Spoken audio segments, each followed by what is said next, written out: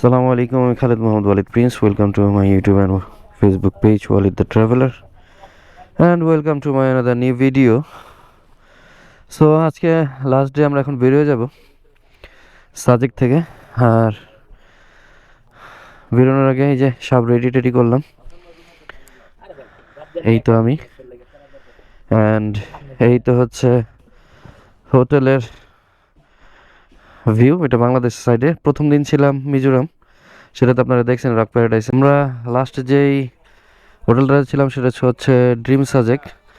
এটা এই যে হেলিপ্যাড মসজিদ, এখান থেকে নামলে এখানে, আর এদিক থেকে আসলে হাতের বামে। সো এটার যোগাযোগের জন্য যে নাম্বার, আপনারা জাস্ট একটু পজ করে দেখে রাখবেন।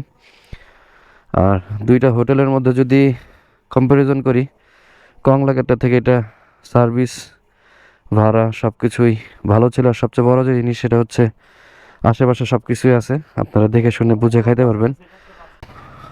আপনারা যারা সাজেকে আসতে চান, সাজেকের ফিল নিতে চান, তাদের জন্য এইসব প্লেসে আপনারা হোটেল নেবেন, দেখে শুনে বুঝে হোটেল নেবেন। আর যারা আউট অফ সাজেক থাকতে চান, যে মানে আমার ঘোরার অংশের মধ্যে সাজেক সম্পূর্ণ থাকবে, হালকা কিছু সাইড থাকবে কংলাকের, তাদের জন্য এইসব প্লেস।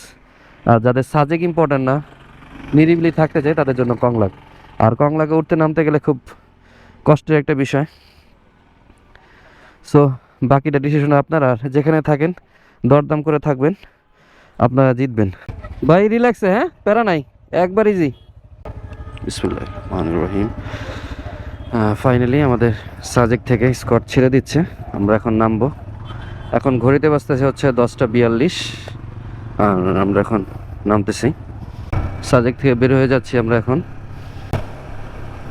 নামার সময় ইঞ্জিন ব্রেকটা খুবই গুরুত্বপূর্ণ একটা বিষয়, তবে ব্রেকের উপরে খুব একটা প্রেশার দিবেন না। দুইটা ব্রেক একসাথে না ধরার চেষ্টা করবেন, কখনো সামনেরটা কখনো পিছেরটা, ব্যালেন্স করার জন্য, জাস্ট স্পিডটা ব্যালেন্স করার জন্য, আর কিছুই না।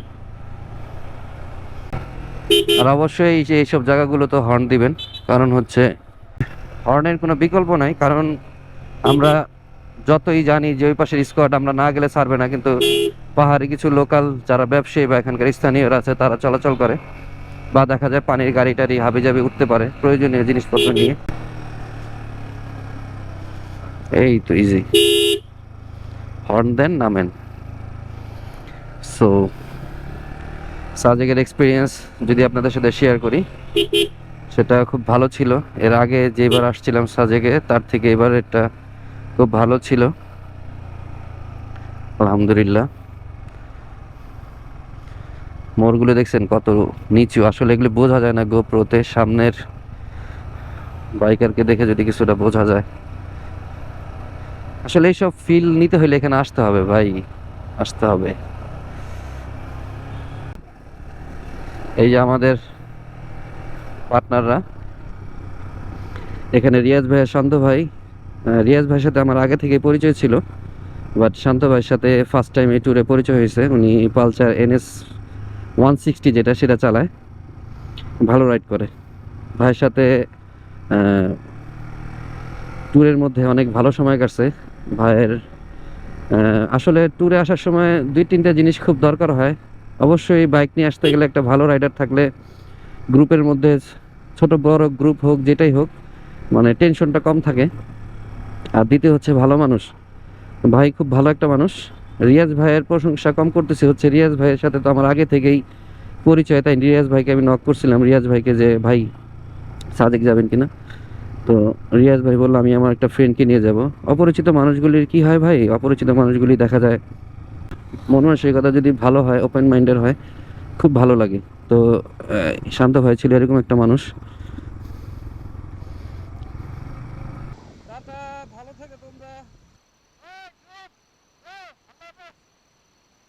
সো আমরা বাগাইহাট চেকপোস্ট থেকে বের হয়ে গেলাম। সাজেক থেকে নামতে আমাদের প্রায় 2 ঘন্টা সময় লাগছে। দুই পাশের রাস্তা ক্লিয়ারের জন্য আজকে সময়টা বেশি চলে গেছে। এখনো প্রায় 350 কিলোর প্লাস আমাদের রাইড করতে হবে সাভার উদ্দেশ্যে যাওয়ার জন্য। ফাইনালি আবার আমরা খাগড়াছড়ি গেটে এসে একটা ব্রেক দিলাম। বাগাইহাট থেকে শুরু করছি, দেন খাগড়াছড়ি গেটের এক টানা রাইড করছি ভাই। এটা কি করছে দেখছেন? চান্দের গাড়িটা কি করছিল আমার সাথে?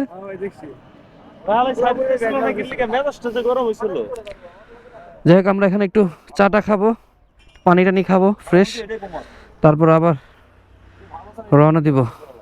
12 হাট 86 কিলো, আমাদের আরো 12 হাট যাইতে চিটাগাং হাইওয়ে ধরতে গেলে আরো 86 কিলো রাইড করতে হবে। রাইড করতে খারাপ লাগতেছে না, পিলিয়ন সহ আসলে কিছু কিছু জায়গায় একটু কষ্ট হয়ে যায়, যেহেতু R15 ভার্সন 3 চালাচ্ছি, একটু ঝুঁকে চালাতে হয়। এছাড়া তেমন কোনো কিছু না। আর আপনাদেরকে আসার সময় গত ফার্স্ট ব্লগগুলি যারা দেখছেন আমার, তাদেরকে বলছিলাম যে আসার সময় রাবার বাগানটা দেখাবো। তো আমরা এখন চেষ্টা করব নেক্সট ব্রেকটা দেওয়ার জন্য রাবার বাগান। এই রোডটা যেমন ন্যারো তেমন সুন্দর, কর্নারিং এর জন্য খুব সুন্দর, মানে মোটোজিবি একটা ফিল আসে। বাট সবচেয়ে বড় সমস্যা হচ্ছে এই রোডে বড় গাড়ি চলে, বাস চলে।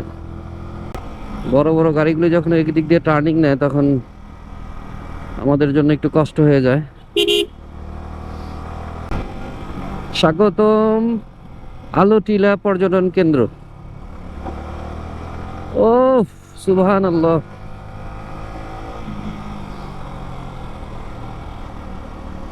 সিন্দুকছড়ি ভাই।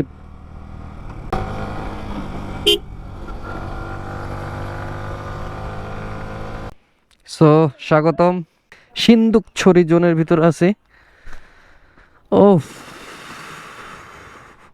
ভাই, কি অবস্থা ভাই? পিলিয়ন নিয়ে যেমনে টানলাম, যদি আমি আর আপনি হইতাম। তো ভাই সাজেকে আসতে গেলে অন্তত আপনারা যে যারা পিলিয়ন নিয়ে আসতে যেতেছেন দুই একবার ভাববেন। আর যদি এরকম হয় যে আপনারা আর যদি এরকম হয় যে আপনারা 5টা বাইকে 7 জন আসতেছেন, এরকম হইলে সমস্যা নেই, কিন্তু আসলে এরকম হইলে খুব রিস্ক হয়ে যায়, কষ্ট হয়ে যায় আসলে। আর ওনারা দুইজনই রাইড করতে পারে না, আমাদের দুইজনকে আমার আর শান্ত ভাইরা রাইড করতে দিতেছে। Welcome to Sylhet, sorry, welcome to Ramgarh চা বাগান। আমরা এখন আছি রামগড় চা বাগানের সামনে। অসাধারণ অসাধারণ সুন্দর। আমরা ছোটখাটো একটা ব্রেকও দিব, এই চায়ের সৌন্দর্যের সাথে কিছু ছবি তুলবো, আর আপনারাও দেখেন কি সুন্দর, সুবহানাল্লাহ।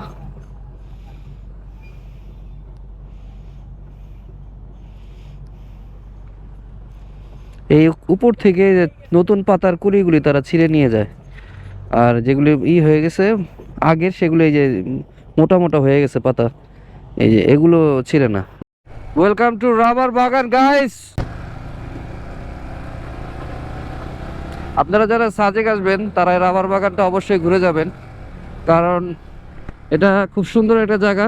যেহেতু আমরা ঘুরতেই আসতেছি, একটু সময় নিয়ে আসবেন বা সময়টাকে বের করবেন, বের করে এই রাবার বাগানে আসবেন, এখানে এসে ছবি তুলবেন, দেখবেন, ঘুরবেন, জানবেন এই রাবার কিভাবে কাটে এরা, এগুলো দেখবেন, সবকিছু দেখে শুনে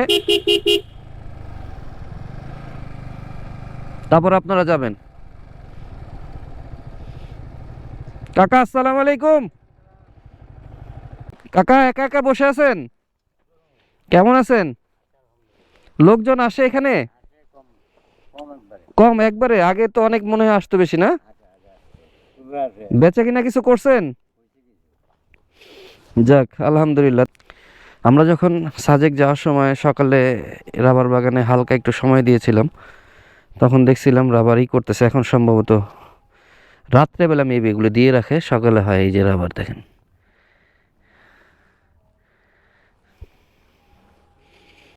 তো এই হচ্ছে রাবার বাগান। আমরা রাবার বাগানের একটু ছবি টবি তুলবো, আপনাদেরকে একটু দেখাইলাম।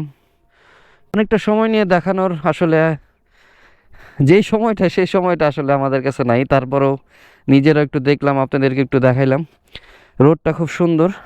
আমি এর আগেও গিয়েছি ওদিকে অনেকবার, আপনারা যাবেন এদিকে, ঘুরবেন, দেখবেন, কারণ আমাদের আজকের মধ্যে সাভার যাইতে হবে। সো এই জন্য আর বেশি একটা ব্রেক দিব না। এই ছিল রাবার বাগান। আমরা একটু খাওয়া দাওয়া করবো, তারপর এখান থেকে বের হয়ে যাব। দেখেন কি সুন্দর একটা জায়গা। এদিক দিয়ে মনে হয় পানি পাস করে, বুঝছেন? এই যে বৃষ্টি টিষ্টি হইলে যে পানি পাস করে না, এই পাস করার জায়গা দেখছেন কি খুব সুন্দর একটা জায়গা।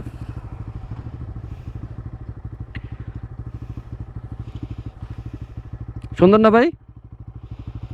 একটা ধন্যবাদ দেন, আপনাদেরকে দেখাইলাম। তাহলে চলেন। আলহামদুলিল্লাহ বন্ধুরা, 4:51 বাজে, আমরা চিটাগাং হাইওয়েতে উঠে গেছি। এখন আমাদের মোটামুটি পাহাড়ি রাস্তায় তো বুঝিনি, যতই রাইড করি সময়টা যায়, কিন্তু আসলে রাস্তা কাভার হয় না। এখন আমরা একটু যতটুকু যাই চেষ্টা করব রাস্তাকে কাভার করার জন্য। ঢাকা এখন 168 কিলোমিটার। আর ঢাকা থেকে আমাদের সাভার আরো, আমাদের বাসা প্রায় আরো 14-15 কিলোমিটার মেবি, এরকম হবে। দিনের বেলাতে চিটাগাং হাইওয়ে আমার কাছে খুবই বিশ্রী লাগে, কারণ এই যে উল্টা পাশ দিয়ে আসার যে প্রবণতা সেটা থাকে, মানে হঠাৎ করে রং সাইড দিয়ে চলে আসে। সো ফাইনালি আমরা দুপুরের খাবার খাওয়ার জন্য হোটেল নূরজাহানে চলে আসলাম। এখন ঘড়িতে বাজতেছে হচ্ছে 6:08। দেখতে দেখতে আমরা ঢাকার কাছাকাছি চলে আসছি। রাস্তায় আর ভিডিও করা হয় নাই, কারণ হচ্ছে প্রচুর পরিমাণ গাড়ির চাপ ছিল, আর আমরা চেষ্টা করছি একটু ফাস্ট রাইড করার জন্য। আল্লাহর রহমতে ঢাকার ভিতরে ঢুকে গেছি আলহামদুলিল্লাহ। সো ফাইনালি আমরা শহীদ মিনারের সামনে চলে আসছি। আর এই যে আমার সব কি কি বলবো ভাই, আপনারা যোদ্ধা, আমাদের সব যোদ্ধারা ক্লান্ত হয়ে গেছে। সো এখন আমরা সাভার চলে যাব। আজকের ব্লগটা এখানে শেষ করে দিচ্ছি। ভালো লাগলে like, comment, share and subscribe করবেন। ভালো থাকবেন। টাটা, আল্লাহ হাফেজ, আসসালামু আলাইকুম।